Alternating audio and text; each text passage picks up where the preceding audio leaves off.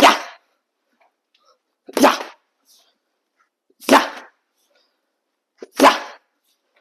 Hello everybody, Min here. Welcome back to Your Fitness. Today we're going to go over the horizontal elbow, one of the deadliest strikes you can throw when you're in close range. And you can be very, very close when you throw this. I do not recommend to throw elbows out in punching range because you'll certainly miss and you're going to eat a big counter. And I definitely don't recommend it at kick range either. You want to be very, very close to the bag, very, very close to your opponent or partner when you're practicing. When you're throwing a horizontal elbow, it's the exact same mechanic as a hook.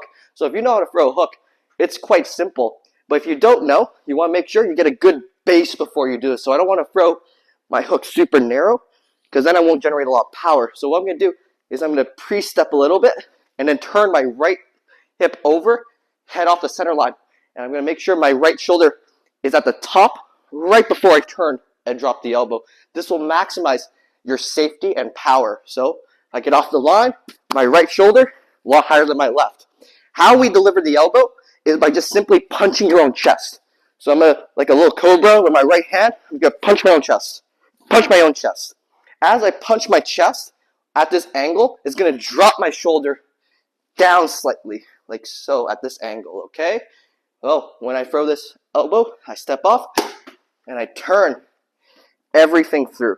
Notice when I land my elbow, my head's off the line. I keep my left hand up because if you can elbow him, he can elbow you. So please make sure you have your guard up so you're nice and safe. So I step off the line and deliver it like so. When you throw the elbow, you're going to land on the bony part, the hard part if you want concussive power.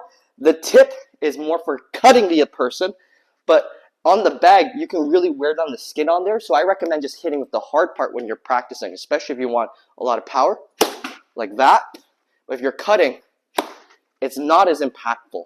But you're going to get a lot of damage if you throw that version, okay? Now, the big thing too is the recovery.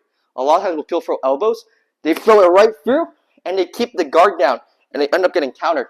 You got to think about Karate Kid, wax on, wax off when you do this. So when I throw the elbow, it's wax on. When I return, I pull my whole base back, wax off, so I'm right back to my guard, ready to defend. Like so, right? My hand's already back on my head in case there's a counter coming. Just like so.